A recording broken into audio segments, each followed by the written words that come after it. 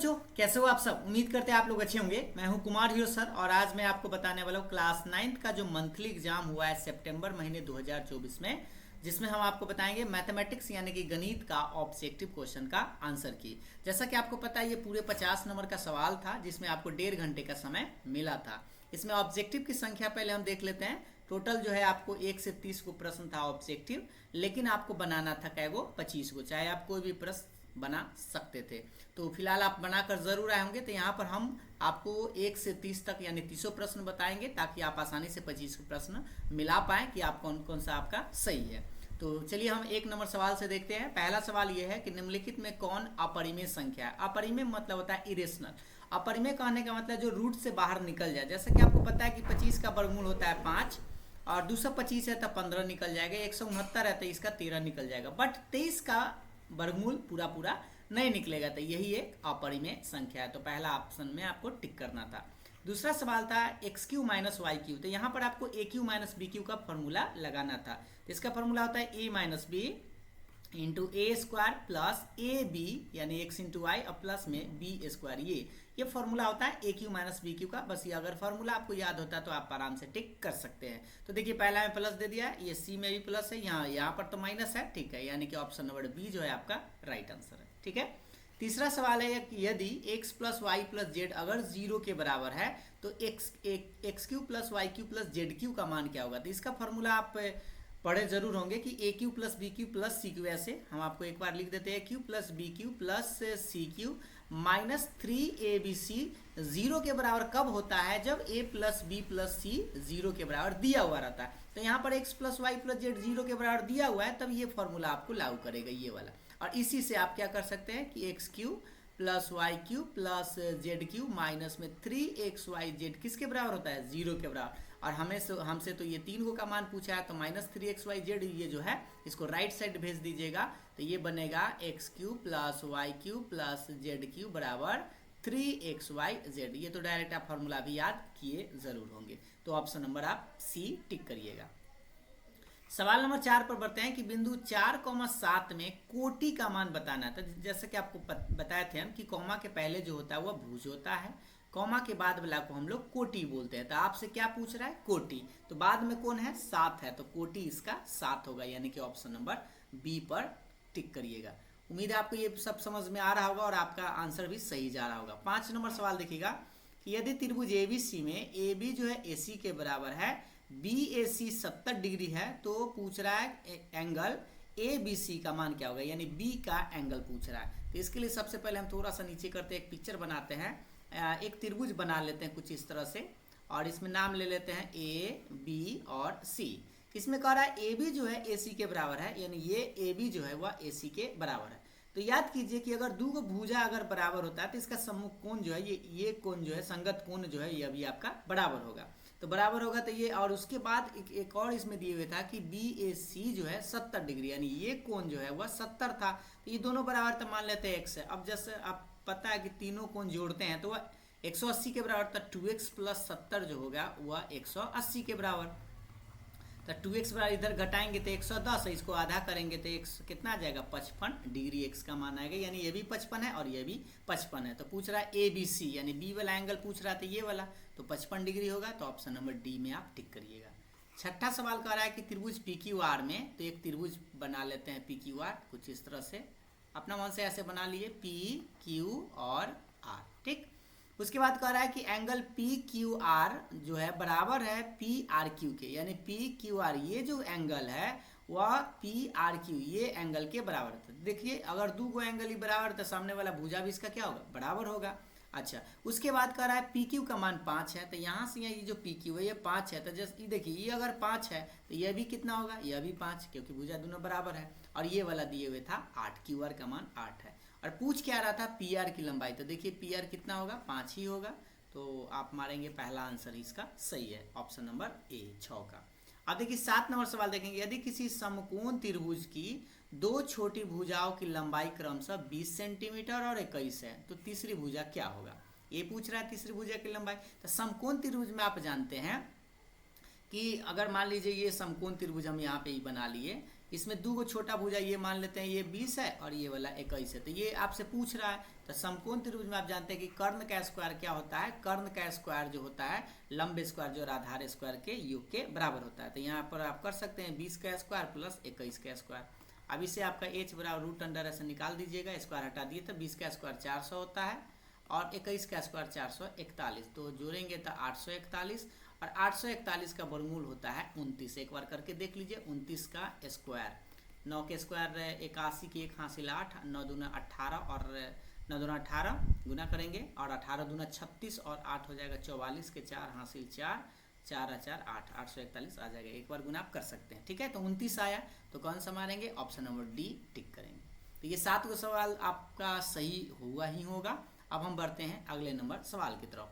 8 number सवाल देखेंगे कि बेलन का बक पृष्ठ क्या होता है। तो बेलन का बक पृष्ठ होता है 2πRH, ऑप्शन नंबर सी। ये तो डायरेक्ट फॉर्मूला ही था।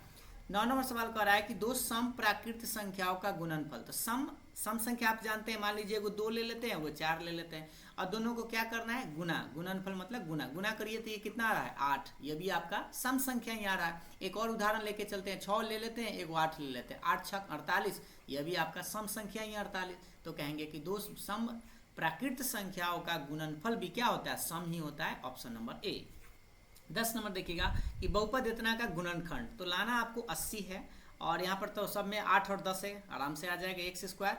माइनस में आपका 10 आपको माइनस में 2x लाना है, तो 10 गो x में से ऐसे आप कर सकते हैं प्लस 8x, या 8 में से 10 घटा सकते हैं। इसको हम उल्टा करके सीधा ऐसे लिख देते हैं ताकि आप सीधा समझ पाए कि 8 में से अगर हम 10x घटा लेंगे कम में से ज़्यादा, तो यहाँ -2x आ जाएगा और गुना करेंगे तो 80 भी आ जाएगी। दोनों में से आप कॉमन ले लीजिए, तो x कॉमन, तो x प्लस 8, ये दोनों में से -10 कॉमन, तो x प्लस 8, इससे आएगा आपका x प्लस 8 और एगो x माइनस 10। अब आप मिला सकते हैं कौन सा सही आंसर है, तो ऑप्शन नंबर देखेंगे तो आपको बी नज़र आ रहा होगा। इस तरह से कहेंगे कि आपका ऑप्शन नंबर कौन सा सही है, बी नंबर। 11 नंबर सवाल देखिएगा। 11 नंबर सवाल कर रहा है a minus B plus C का होल स्क्वायर। तो देखिए इसको फॉर्मूला डायरेक्ट आप याद रख सकते हैं, लेकिन आपको बस a plus B plus C का होल स्क्वायर याद होना चाहिए। तो हम आपको बताते हैं a plus B plus C का होल स्क्वायर, ठीक है। a plus B plus C का होल स्क्वायर क्या होता है, a square plus B square plus C square plus 2ab plus 2bc plus 2ca। ये याद करवाए भी थे आपको। तो यहाँ पर b के जगह कितना है, माइनस है, तो इसमें जहाँ जहाँ b है वहाँ पे आप माइनस लगा दीजिएगा। जैसे माइनस बी का स्क्वायर, c का स्क्वायर रहेगा, 2a माइनस में b हो जाएगा, 2 माइनस में b हो जाएगा, c रहेगा, 2ca ऐसी रहेगा। तो देखिए आप जानते हैं कि माइनस बी का स्क्वायर प्लस में ही होता है, तो a square plus B square plus C square तो ही रहेगा। ये वाला माइनस में आ गया -2ab, ये भी माइनस में आ गया 2bc और ये तो प्लस में ही 2ca रहेगा। दिख रहा है कि नहीं, चलिए यहाँ तक तो दिख रहा है। अब आप मिला लीजिए कौन सा सही है, आंसर देखिए a प्लस बी सही, यहाँ तक सही जा रहे थे, ये भी सही है और ये, यानी पहला आंसर ये आपका करेक्ट है। क्योंकि देखिए दूसरा सवाल में ये 2ab माइनस में नहीं दिया है तो गलत हो गया, और यहाँ पर 2ab माइनस में नहीं दिया, गलत हो गया, 2ab माइनस में नहीं दिया, गलत हो गया, ठीक है। तो जो भी माइनस में होता है, जहाँ b माइनस में है तो जहाँ जहाँ b है वहाँ पे माइनस रखेंगे और उससे आपका नया फॉर्मूला बन जाएगा। तो ऑप्शन नंबर ए मारिएगा। 12 नंबर सवाल की ओर चलते हैं। 12 सवाल कर रहा है a माइनस बी बाई 2 का होल स्क्वायर है। तो सबसे पहले आप क्या करिए, इसको भी नून का घटाव बना दीजिए, आसान रहेगा। तो ये हो जाएगा 2a माइनस बी और बटा में 2 का होल स्क्वायर, आप ऐसे कर सकते हैं, ठीक है। अब यहाँ से 2 का स्क्वायर 4 हो जाएगा, तो नीचे में आप 1/4 बाहर कर दीजिए और इसको a माइनस बी का होल स्क्वायर तोड़ दीजिए। तो a स्क्वायर, थोड़ा सा कलर चेंज कर लेते हैं ताकि आप समझ पाए बेहतर, a स्क्वायर माइनस 2ab और प्लस में b स्क्वायर, ये होता है फॉर्मूला। अब यहाँ पे आप लिखिए तो ये हो जाएगा 4a स्क्वायर माइनस में 2 दूनी 4ab और प्लस में ये b स्क्वायर रहेगा। तो मिला ये कौन सा सही है, तो ये आपका देख लीजिए, पहला आंसर में 1/4 नहीं दिया, यहाँ दिया है बट यहाँ पर 2 दे दिया है, यहाँ 4ab प्लस में दे दिया। ऑप्शन नंबर डी आप टिक करिएगा, ये है आपका राइट आंसर, ठीक है। अब हम आते हैं 13 नंबर सवाल। ये है 2a minus 3b 2a plus 3b। तो ये सेम है, यहाँ पे एक फॉर्मूला लगा दीजिएगा, एक बार माइनस में और एक बार प्लस में। a minus B into A plus B क्या होता है, a square minus B square. तो एक बार इसको स्क्वायर कर दीजिए, तो 2a का स्क्वायर माइनस में 3b का स्क्वायर कितना होगा, 2 का स्क्वायर 4a स्क्वायर माइनस में 3 का स्क्वायर 9b स्क्वायर। आंसर मिला ये कौन सा है, तो ऑप्शन नंबर आप देखेंगे तो आपको मिलेगा ऑप्शन नंबर डी। उम्मीद है आप समझ पा रहे होंगे। आते हैं 14 नंबर सवाल कर रहा है बिंदु इतना में भुज, तो ये तो अभी जस्ट बताए थे, कॉमा के पहले वाला को भुज बोलते हैं, तो ये भुज है और ये कोटि है, तो भुज कितना है -2 है, तो ऑप्शन नंबर बी मारिएगा। 15 नंबर का रहा है चतुर्भुज के कोनों का योगफल, तो जैसा कि आपको पता है चतुर्भुज में 4 भुजा होता है, ऐसे चतुर्भुज के चारों कोनों को जोड़ते हैं तो 360 डिग्री के बराबर होता है, ऑप्शन नंबर सी। 16 किस चतुर्भुज के विकर्ण एक दूसरे को समकोण पर समद्विभाजित करते हैं, तो ये तो आपका थ्योरम ही है कि समचतुर्भुज में, यहाँ देखिए ऑप्शन यहाँ है, समचतुर्भुज में जो विकर्ण है उसका समकोण पर विभाजित करता है, तो ऑप्शन नंबर डी टिक करिएगा, ठीक है। 17 नंबर सवाल है कि चतुर्भुज के विकर्णों में बराबरी का संबंध सत्य होता है, यानी कि चतुर्भुज कोई है उसके विकर्ण क्या है, बराबर है, किस किस में बराबर होता है, तो यहाँ ऑप्शन है केवल आयत में, केवल वर्ग में, तो देखिए आयत का विकर्ण भी बराबर होता है, वर्ग का विकर्ण भी बराबर होता है, और यहाँ ऑप्शन में सी में है आयत और वर्ग के लिए, तो ये दोनों बात सही है, यानी कि ऑप्शन नंबर सी मारिएगा, मतलब आयत में भी होता है और वर्ग में भी होता है। 18 नंबर सवाल करें यदि समचतुर्भुज के विकर्णों की लंबाई क्रमशः 6 और 8 सेंटीमीटर है तो उसकी भुजा की लंबाई क्या होगा, तो इसको थोड़ा सा पिक्चर बनाते हैं। देखिए समचतुर्भुज में आप जानते हैं ये वाला थोड़ा सा ये बराबर होता है, चारों भुजा क्या होता है, बराबर होता है, ठीक है। ये थोड़ा सा आपको बराबर नहीं दिख रहा होगा लेकिन आप बराबर ही समझेंगे, हम आपको एक बार बराबर करके भी बना देते हैं। इस तरह से ये बराबर ही भुजा रहता है, और अगर बराबर रहता है इसका विकर्ण जो होता है वह एक दूसरे पर 90 डिग्री पर कट करता है, ठीक। और यहाँ पर विकर्ण देखिएगा थोड़ा सा नीचे कर लिया जाए ताकि आप, एगो 6 सेंटीमीटर है, एगो 8 है, और बराबर भी होता है, ये पूरा मान लीजिए कि ये अगर 6 है तो ये हो जाएगा इधर बराबर बराबर, तो ये 3 हो जाएगा, और ये भी आपका 3, और अगर इसको 8 मानते हैं, यहाँ से यहाँ ये 8 है तो ये हो जाएगा 4 और ये भी हो जाएगा 4, तो देखिए ये 3 और 4 यहाँ पर 90 डिग्री है, तो आप कर्ण का स्क्वायर लगा सकते हैं, तो कर्ण बराबर होता है √under P square plus B square, ऐसे आप यहाँ यूज कर लीजिएगा, तो 3 का स्क्वायर प्लस 4 का स्क्वायर, तो निकालेंगे तो कितना आएगा 9 16 25, 25 का वर्गमूल होता है 5, यानी कि ये 5 आएगा, ये भी 5 आएगा, सब तरफ से क्या आएगा 5, क्योंकि सारा भुजा बराबर होता है समचतुर्भुज में, तो कहेंगे ऑप्शन नंबर डी आप मारिएगा। 19 नंबर सवाल कर रहा है कि यदि चतुर्भुज के कोण जो है 1 2 3 4 के अनुपात में है तो सबसे बड़े कोण का मान, तो देखिए चतुर्भुज के चारों कोणों का योगफल कितना होता है 360, तो 360 इसको x करके मान लेते हैं, ऐसे इसको जोड़ लीजिए, 4 3 7 और 2 9 1 10, यानी 10x बराबर 360 लिखिएगा, इसको काटेंगे तो 0 से 0 कटेगा, यानी x का मान कितना है 36, और बड़ा कोण कौन होगा 4x वाला, तो 4x और 4x के मान आप 36 रखिएगा, 36 चौका गुना कर लीजिए, 6 छक 24 हासिल 2 4 12 2 16 144 डिग्री ये आपका आएगा। आप ऐसे बनाए होंगे ना, ऐसे अनुपात लिखते हैं, एगो x होगा, एगो 2x होगा, एगो 3x होगा और एगो 4x होगा, सबको जोड़ के 360, उस x का मान आ जाएगा और यहाँ पे आप रख देंगे, सबसे बड़ा कोण पूछ रहा था। 20 नंबर का रहा है आयत के प्रत्येक कोण का मान होता है, तो देखिए आयत जो है एकदम ऐसे होता है सीधा सीधा, ठीक है, समांतर भुजा होता है इसका, तो ये सारा कोण जो है ना वह 90 डिग्री के बराबर होता है, तो क्या कहिएगा ऑप्शन नंबर डी में आप टिक करिएगा, ठीक है। अब आते हैं आगे। 21 नंबर का रहा है कि यदि समांतर चतुर्भुज ABCD में BAD अगर 75 डिग्री है तो BCD का मान क्या होगा, तो एक चलिए समांतर चतुर्भुज पहले बनाते हैं, ये आपका समांतर चतुर्भुज हुआ, नाम दे देते हैं A B C और D, ठीक है, और इसमें कह रहा है BAD 75 डिग्री है, तो ये B है और ये B, ये A है और ये D, ये वाला जो एंगल है ये 75 डिग्री, ठीक, और पूछ रहा है BCD, यहाँ देखिए BCD यानी BC और D ये एंगल पूछ रहा है, तो जैसा कि आपको याद है कि समांतर चतुर्भुज के सम्मुख जो कोण होता है वो बराबर होता है, अगर ये 75 है तो ये भी क्या होगा 75 डिग्री ही होगा, तो ऑप्शन नंबर सी मारिएगा, ठीक है।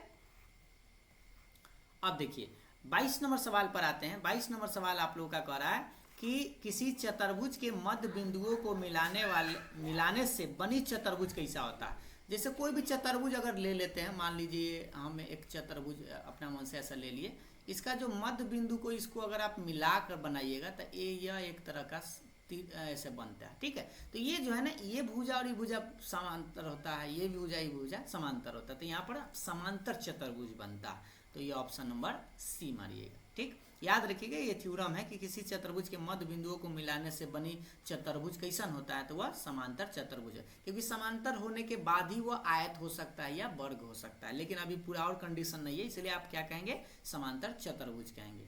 तो ऑप्शन सी। 23 में यदि शंकु की त्रिज्या ऊंचाई क्रमशः r और h है तो तिर्यक ऊंचाई की लंबाई, तो तिर्यक ऊंचाई को हम l बोलते हैं और l बराबर होता है √h² प्लस r² या r² प्लस h² भी बोलते हैं। तो आपसे पूछ रहा था तिर्यक ऊंचाई की लंबाई यानी l का मान, तो पहला आंसर ही आप देख पा रहे होंगे r² प्लस h² रूट में। ठीक, 24 नंबर सवाल कह रहा है, देखिएगा ध्यान से। 24 कह रहा है शंकु के वक्र पृष्ठ का क्षेत्रफल, तो ये तो आपको याद होना चाहिए, वक्र पृष्ठ पाई r l होता है, तो ऑप्शन नंबर डी। यदि किसी अगला देखिए 25 नंबर, यदि किसी दिख रहा है कि नहीं एक बार हम थोड़ा सा चेक कर लेते हैं। हाँ देखिए 25 नंबर कह रहा है यदि शंकु की तिर्यक की ऊंचाई तथा देखिए तिर्यक ऊंचाई तथा ऊंचाई क्रमशः 13 और 12 सेंटीमीटर है तो इसकी त्रिज्या क्या होगा। तो सबसे पहले एक शंकु हम थोड़ा सा यहाँ बना लेते हैं, ये आपका शंकु हो गया, ठीक है, ये शंकु है, इसकी त्रिज्या कुछ इस तरह से, ये h है, ये r है और ये क्या होता है l होता है। इसका फॉर्मूला भी आप यहाँ देख चुके हैं, l बराबर, तो यहाँ पर क्या दिया है, तिर्यक ऊंचाई दे दिया है और ऊंचाई दे दिया, मतलब l और h दे दिया है, तो r का मान निकालना है, इसी फॉर्मूला में आपको बिठा देना। तो यहीं पर बिठा देते हैं, देखिए l का मान कितना दिया, ऐसे लिख सकते हैं l² बराबर h² प्लस r²। अब l का मान कितना दिया है 13 का स्क्वायर, h का मान 12 का स्क्वायर प्लस में r² रहेगा, 13 के स्क्वायर 169 माइनस में 144 इधर आ जाएगा, 12 के स्क्वायर बराबर r², घटाएंगे तो ये कितना आएगा 25 आएगा, 25 बराबर r², यानी कि r का मान 5 आएगा। तो कौन सा टिक मारिएगा, ऑप्शन नंबर सी में आपको टिक करना होगा। 26 नंबर सवाल देखेंगे कि यदि किसी शंकु की त्रिज्या तिर्यक ऊंचाई दोनों को 2 गुना कर दिया जाए तो वक्र पृष्ठ का क्षेत्रफल क्या होगा। तो शंकु का वक्र पृष्ठ क्या होता है, पाई r l होता है। ठीक, अब पाई तो पाई रहेगा, r को दुगुना किया यानी 2r हो जाएगा, l को भी दुगुना किया यानी 2l हो जाएगा, तो 2 दूना कितना हो जाएगा 4 गुने पाई r l, तो क्या गुना हो गया 4 गुना, यानी कि ऑप्शन नंबर आप मारेंगे बी नंबर। एक बार कलर चेंज कर लेते हैं, ऑप्शन नंबर आपको क्या मारना होगा बी, 4 गुना हो जाएगा। 27 का है शंकु का संपूर्ण पृष्ठ क्षेत्रफल क्या होता है। तो देखिए शंकु का संपूर्ण पृष्ठ, ये देखिए ये शंकु बना हुआ है, तो वक्र पृष्ठ होता है पाई r l, और अगर संपूर्ण पूछे तो ये बीच वाला ये जो गोला है, गोल मतलब वृत्त के क्षेत्रफल है वो ऐड कर दिया जाता है, यानी पाई r²। इसमें से हम पाई r कॉमन ले लेते हैं तो ये बचता है आपका l प्लस r, ये फॉर्मूला होता है। तो यहाँ पर आप देख पा रहे होंगे पाई r into r plus l, चाहे l प्लस r एक ही होता है, तो ऑप्शन नंबर डी टिक करिएगा। अब अगला सवाल देखिएगा 28 का रहा है यदि समांतर चतुर्भुज के विकर्ण बराबर है तो चतुर्भुज क्या होता है, मतलब क्या कहलाता है, कौन सा। तो देखिए समांतर चतुर्भुज का अगर विकर्ण बराबर है तो 2 चीज हो सकता है, एक वर्ग भी हो सकता है और आयत भी, जैसा पिछले क्वेश्चन में भी हम आपको बताए थे। तो यहाँ पर आप दोनों टिक कर सकते हैं, लेकिन ऑप्शन में तो कोई एक ही गो है, तो आप दोनों मार सकते हैं, ऑप्शन बी या ऑप्शन सी, दोनों सही है। ठीक है, 29 नंबर शंकु के आधार का क्षेत्रफल होता है। तो शंकु के आधार, शंकु ये आपका है, शंकु के आधार ये वाला आधार है, तो ये वृत्त के आकार का होता है, वृत्त का क्षेत्रफल कितना होता है पाई r², तो ये पाई r² ही मारेंगे, ऑप्शन नंबर बी, आधार मतलब बेस। 30 नंबर सवाल कर रहा है यदि शंकु के तिर्यक ऊंचाई आधार की त्रिज्या क्रमशः इतना है 10, कितना है तिर्यक ऊंचाई जो है वह 10 है, आधार की त्रिज्या मतलब त्रिज्या का मान 7 है, तो इसका वक्र पृष्ठ। तो देखिए शंकु का वक्र पृष्ठ होता है पाई r l, पाई तो आपका 22/7, r त्रिज्या देख लीजिए, त्रिज्या आपका 7 है, और l तिर्यक ऊंचाई कितना है 10 है, तो गुना में 10, 7 से 7 कटेगा तब 22 दाएं 220 आपका आंसर आना चाहिए। तो ऑप्शन नंबर क्या मारिएगा, ऑप्शन नंबर बी आपको टिक करना होगा। ठीक है, तो इस तरह से हमने आपको 30 प्रश्न बता दिया है और आप आसानी से मिला भी लिए होंगे कि आपको 30 गो प्रश्न में किससे कितना सही है। उसके बाद थोड़ा सा सब्जेक्टिव देख लीजिए, हम आपको सब्जेक्टिव आप खुद से बना सकते हैं, क्योंकि हम इसमें बनाएंगे तो आपका समय ज़्यादा लगेगा। जो लोग नहीं देखें एक बार देख लीजिए, सब्जेक्टिव भी आप खुद से एक बार बना ज़रूर लीजिएगा। ये आप लोगों का सब्जेक्टिव है, 15 गो सवाल है पूरा सब्जेक्टिव टाइप में। ठीक है, तो अगर आपको ऑब्जेक्टिव वाला वीडियो पूरा पसंद आया है तो लाइक शेयर ज़रूर करिएगा और कमेंट करके अपना राय विचार ज़रूर दीजिएगा। फिर मिलते हैं अगले वीडियो में, तब तक के लिए बाय बाय, थैंक यू।